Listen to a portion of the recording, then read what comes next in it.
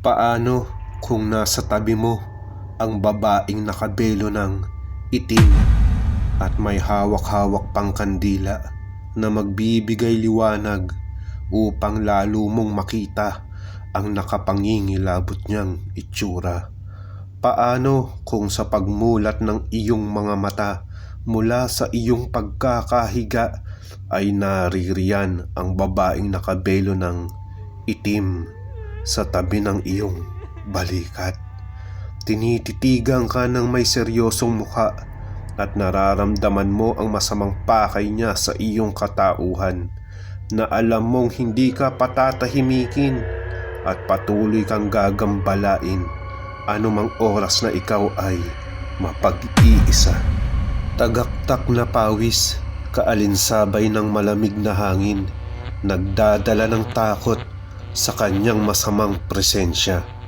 Hindi mo maintindihan paano mo tatakasan ang sandali na siya ay iyong nakakaharap.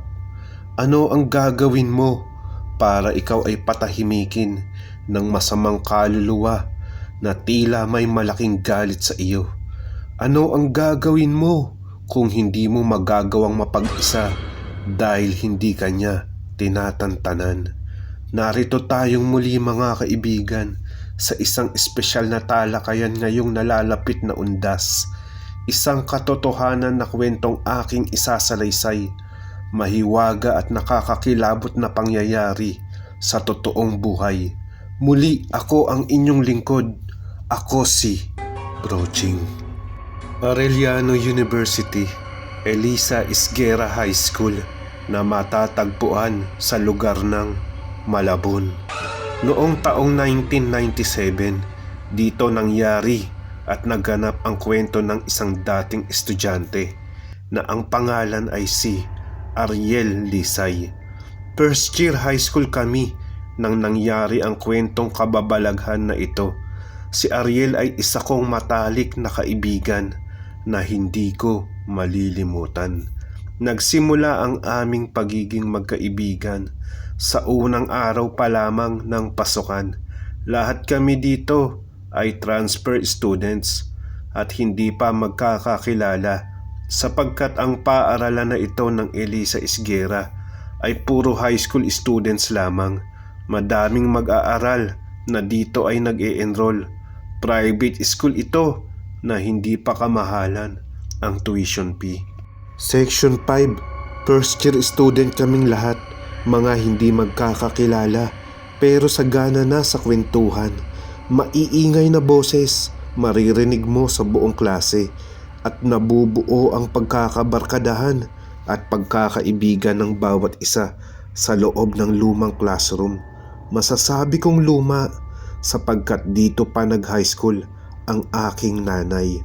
Habang ako ay nagmamatsyag kung sino ba ang aking kakaibiganin, namimili ako ng pakikibagayan. Gusto ko yung kaibigang makakasundo ko at hindi kami nagkakalayo ng trip sa buhay. At eto na nga, habang ako ay mag-isa at kumikilala ng aking kamag-aral, tinabihan ako ng isang lalaki na aking magiging kaibigan. Siya ay si Ariel. "Kamusta tol? Patabi sa'yo ng upuan. Siya nga pala, ano ang pangalan mo? At saan ka nag-elementarya?" ang sabi sa akin ni Ariel. "Doon sa San Jose Navotas. Mas trip kong mag-high school dito. Medyo mura pa ang tuition fee. Ikaw tol, saan ka galing na school?" "Ba, ayos, Catholic school pareho tayo. Ako doon sa Divine Mercy. Pero may balita, isasara na din ang school na yon, nalugi yata. Kaya inunahan ko na ng lipat dito sa Elisa Isguera. Catholic school, madaming loko din na estudyante dyan." "Naging sosyal lang talaga," tugon ng madaldal kong kaibigan. "Oo naman, kung tutuusin talaga, mas madaming maloko sa Catholic school na estudyante." "Kasi kadalasan spoiled, pero syempre hindi naman lahat tol." At iyon na nga ang simula ng aming daldalan, simula ng aming pagiging magkaibigan sa first year high school na hindi ko malilimutan. Si Ariel ay mabait na kaibigan, makwento at sobrang mahilig sa mga nakaka-challenge na bagay at yung kakaiba na gawain. Medyo maloko pero loko na limitado at may kontrol. Yung tipong maloko siya pero loko na hindi nakaka-offend ng tao. Kagaya ko, mapili din si Ariel ng kakaibiganing tao. Pero may bisyo si Ariel na hindi maganda. Yun mahilig siyang suminghot ng rugby. Gustong gusto niya ang amoy ng rugby. Madalas ko na siyang sabihan tungkol sa bisyo niyang iyon. Pero nasa sistema na daw ng utak niya. Pero hindi naman naaapektuhan ng rugby ang kaugalian niya bilang isang mabuting tao at mabuting kaibigan. Pero syempre, bad habit pa din. Kasama ko siya sa lahat ng bagay. Dayo sa pagbabasketball, pag may liligawan, kahit mabasted kami, okay lang, tinatawanan lang namin. At ikakain ng masarap na lugaw, diyan sa lugawan kay Onoy, sa lugar ng Malabon. Usong-uso pa ang arcade. Madalas magkasama kami sa video games, bilyar, kainan, kahit pasuntukan, magkakampi kami kahit palamog kami at talunan. Okay lang, basta lagi kaming magkatuwang at magkakampi sa makatuwid sa lahat ng bagay. Talagang mahirap kaming paghiwalayin. Masayang masaya kami na magkaibigan. Wala kaming pakialam sa ikot ng mundo. Basta kami ay magkasama. Kahit pa madaming kabiguan o problema, kaya namin yan itawa at kalimutan. Hanggang sa dumating ang isang araw ng Sabado, tumawag siya sa aming bahay upang manood ng VHS tape at syempre, kwentuhan at food trip. Lagi kaming ganoon, lalo na at walang pasok. Broching, punta ka dito, manood tayo ng VHS tape. Malupit na movie to, horror, maiba-iba naman. Promise, hindi na bold to. Yan ang sinasabi ko sa'yo, mahilig ka sa bold movies, kaya madalas kang mabasted sobrang bilis mo. O sige, pupunta ako dyan, tapusin ko lang ang inuutos ni nanay. Mga 3:00 ng hapon, nandyan na ako. At dito na magsisimula ang kwentong kababalaghan na mangyayari sa aking kaibigan. Isang lumang movie na English ang napanood namin sa VHS tape. Hindi ko na maalala ang title nito dahil sa katagalan na, taong 1997 pa kasi. Ganito ang istorya ng palabas na aming pinanood sa VHS.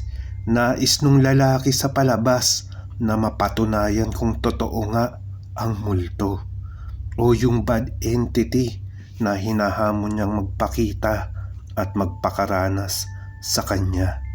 Ginawa niya itong kalokohan at katatawanan.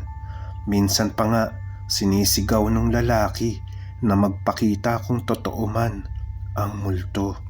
Naghahamon siya na pakitaan siya ng anumang kaluluwa na nasa kanyang kapaligiran. Pero tila walang nagpapakita o nagpaparamdam sa kanya. Hanggang may isang matanda na nalaman ang ginagawa niya at binigyan siya ng isang orasyon na Latin upang makita niya at mapatunayan na totoo ang mga kaluluwa. At sabi ng matanda sa kanya, pagkatapos niya itong mapatunayan ay matututunan niyang irespeto ang mundo ng mga kaluluwa. At titigil siya sa ginagawa niyang paghahamon sa mga multo. At pag nangyari iyon, doon na isasarang muli ng matanda ang kanyang kakayanan na makakita. Parang gusto siyang bigyan ng leksyon ng matanda dahil sa ginagawa niyang kapangahasan sa mundo ng mga espiritu. Pero sa kasamaang palad, namatay ang matanda ng biglaan. At hindi niya na nagawang alalayan ang lalaking mayabang na bumalik sa normal nitong buhay. Ang leksyon sana na ibibigay niya sa lalaki ay nauwi sa masaklap nitong kasawian sa kamay ng mga masasamang kaluluwa. At iyon ang maikling buod ng napanood naming pelikula ni Ariel sa VHS tape.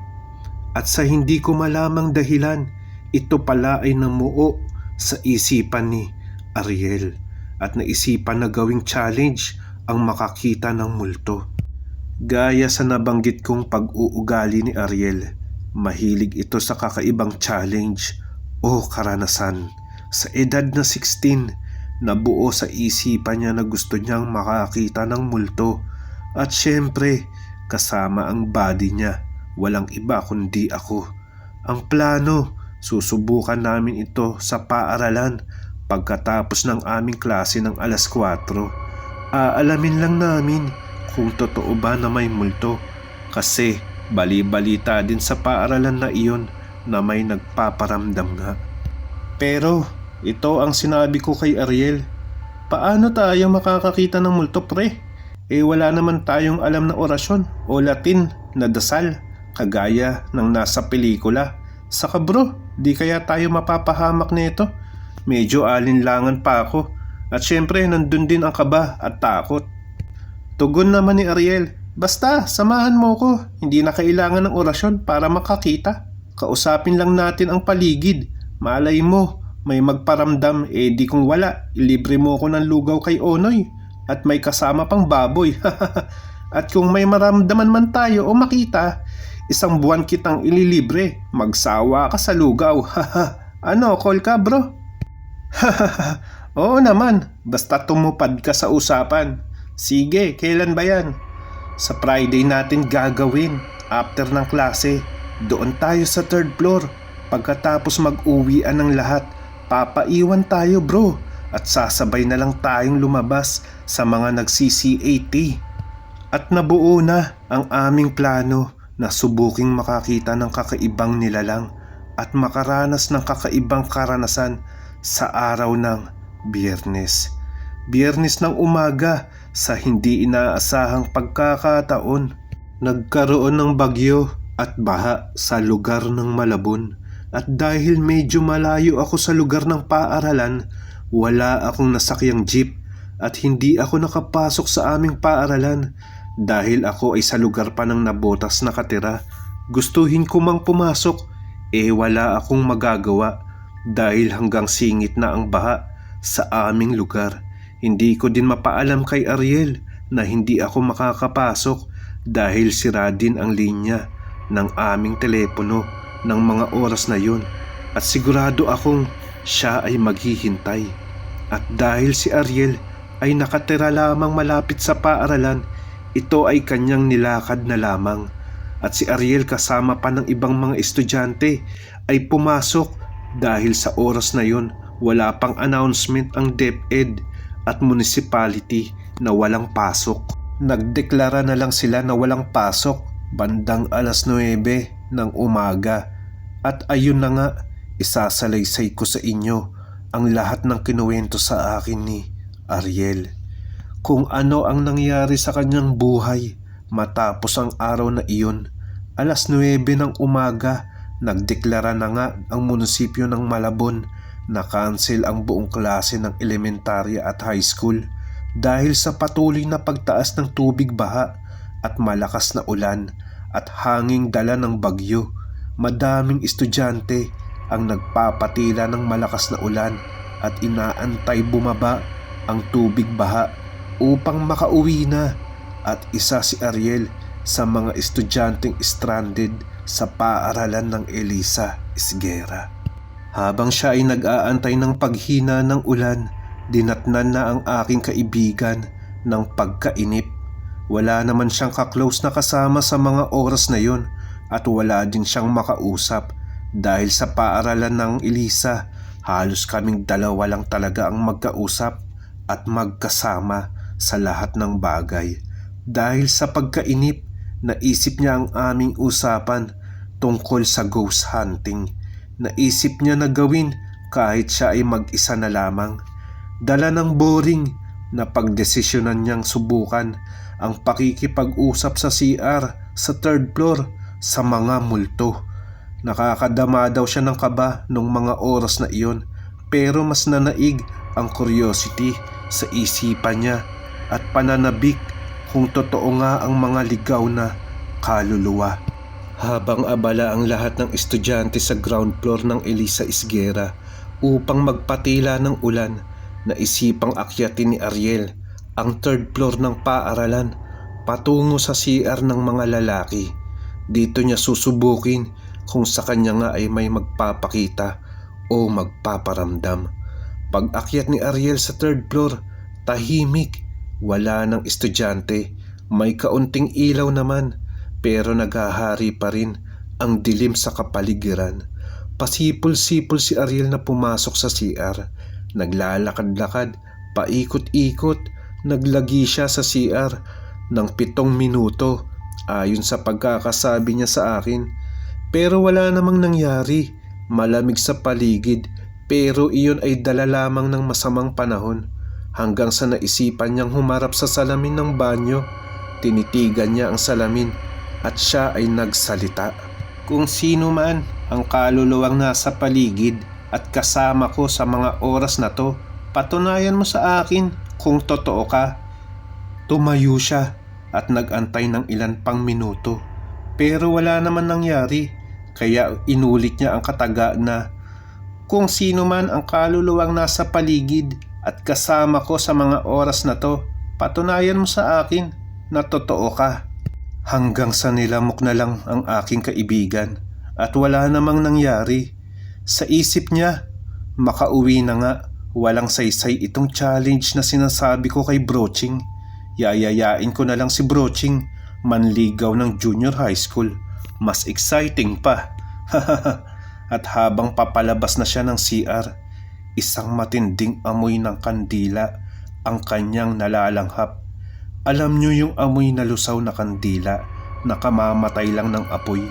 Ganon na ganon ang amoy na kanyang nalalanghap.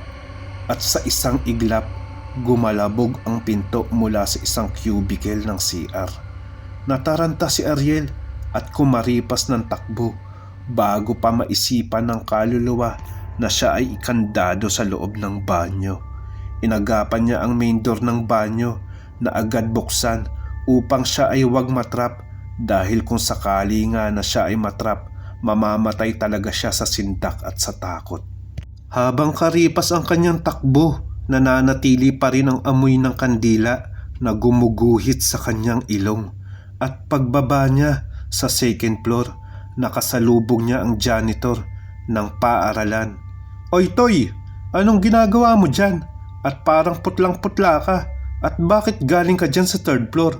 At dito, nahimasmasan si Ariel at sinabing, Manong, nandun kasi ang locker ko. May kinuha lang ako at ako ay nag-CR na din dun. Tugon naman ni Manong janitor. O siya, umuwi ka na dahil papalakas na ang bagyo. At iwasan mo Toy na magbanyo mag-isa dun sa third floor.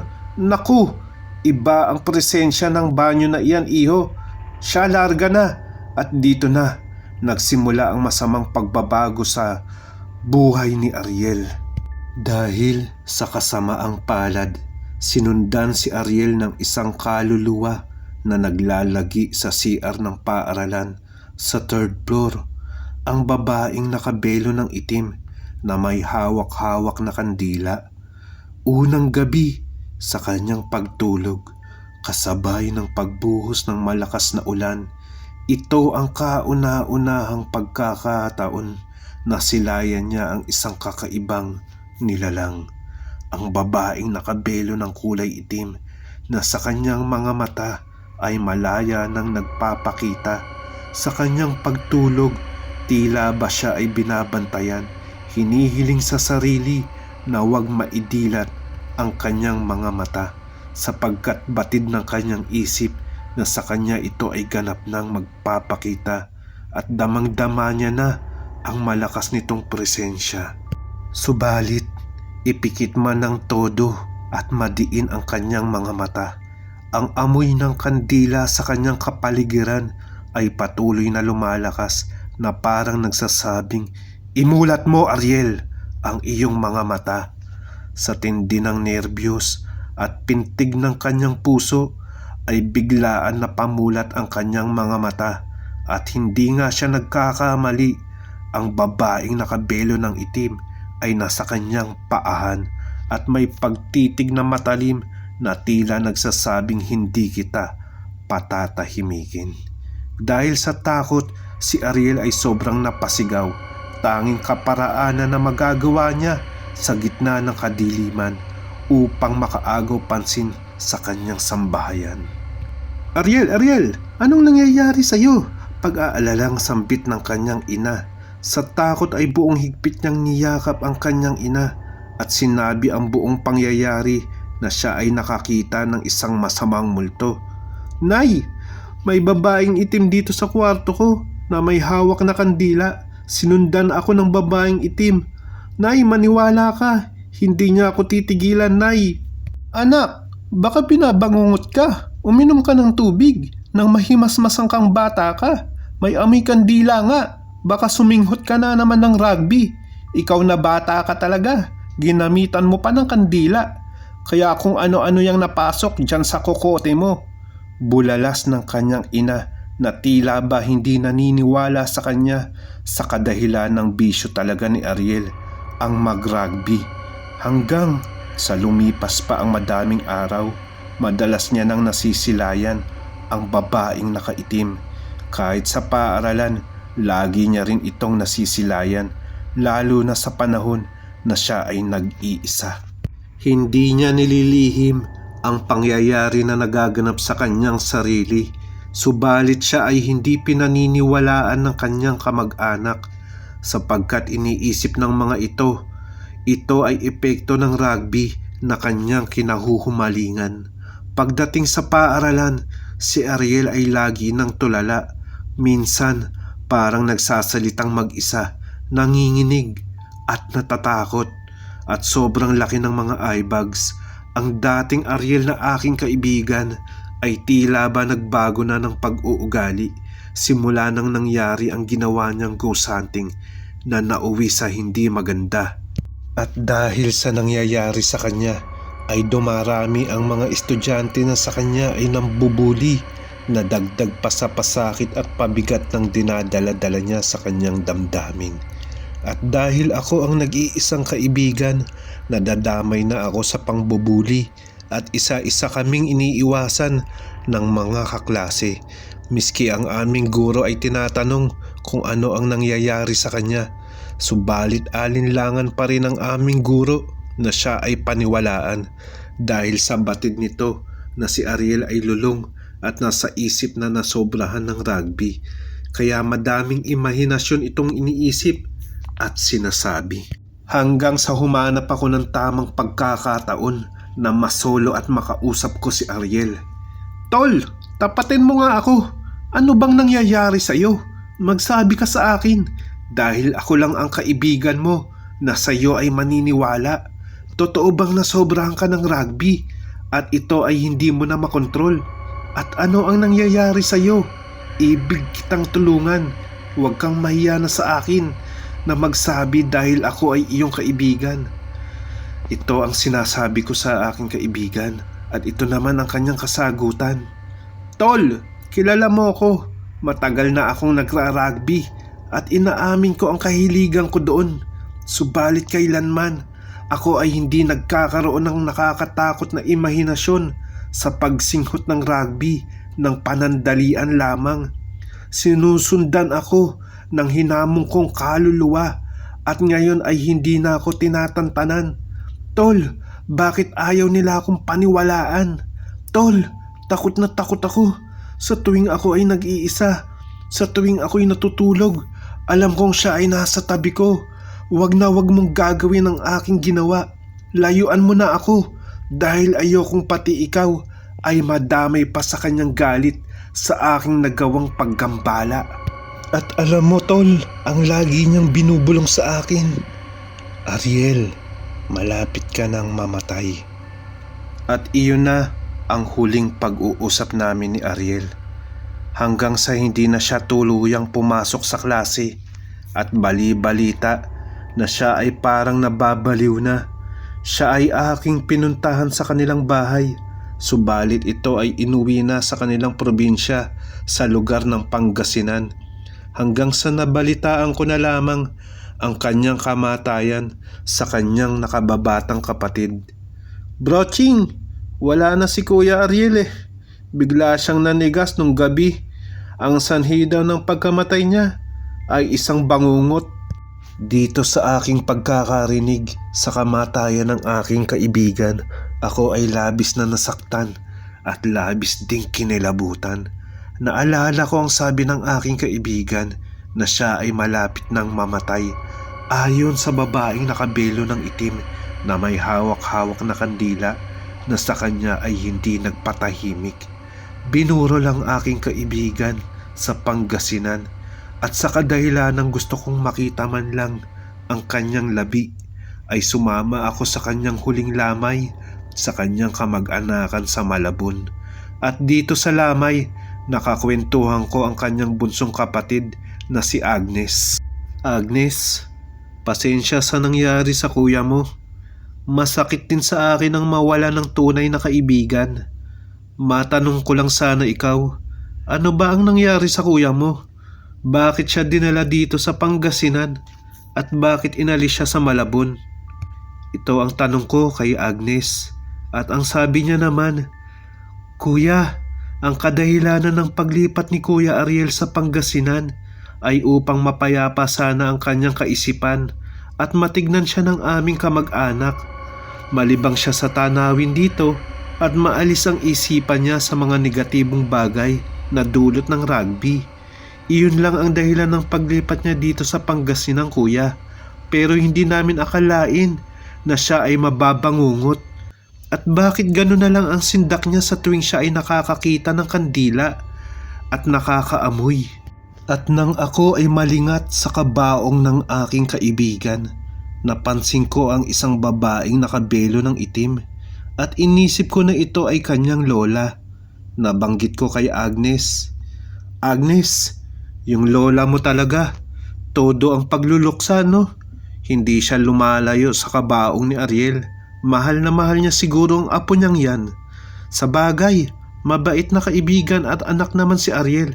Kahit ganyan, pagmamalaki ko pang sabi sa kapatid ng aking kaibigan. Tugon naman ni Agnes sa akin, Ha? Ano kuya? Huy, baka nagrarugby ka na din ha? Wala kaming lola na nagbebelo ng itim kuya. Patay ng matagal ang aming lola. Saka wala namang babae na. At naputol si Agnes, natakot at napaluha. Hala kuya Broching, baka totoo ang sinasabi ng kuya tungkol sa babaeng nakabelo ng itim na may hawak-hawak na kandila. At habang nag-uusap kami ng mga bagay na ito, ay umalingasaw sa aming paligid ang amoy ng isang kandila. Nang mailibing ang aking kaibigan, ako ay nagpa-cleansing sa isang pastor na itaboy sa akin kung mayroon mang masamang kaluluwa na sa akin ay sumusunod o nanggagambala. Naninigurado ako syempre, mahirap nang masundan ng masamang kaluluwa na nagpahamak sa aking kaibigan tungo sa kamatayan. At sa pagtatapos ng pangyayaring ito, ako ay lumipat na lamang muli ng paaralan sa sumunod na school year upang makapagsimula ng panibagong simula. Si Ariel ay aking kaibigan sa maikling panahon na hindi ko malilimutan. At sa kanya ako ay nagpapasalamat dahil hindi niya ginusto na ako ay madamay sa kapahamakan na kanyang dinanas.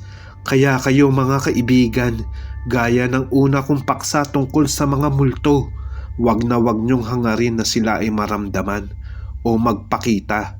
Wag niyo silang hahamunin dahil baka matsyempo kayo sa kaluluwang may malakas na kapangyarihan na may kakayahan upang tayo ay ipahamak. Salamat sa pakikinig mga kaibigan. Paki-like at subscribe mo na lang ang aking channel dahil ikaw na nakikinig ay nais kong maging kaibigan. Muli ako ang inyong lingkod. Ako si Broching. Hanggang sa muli. Paalam.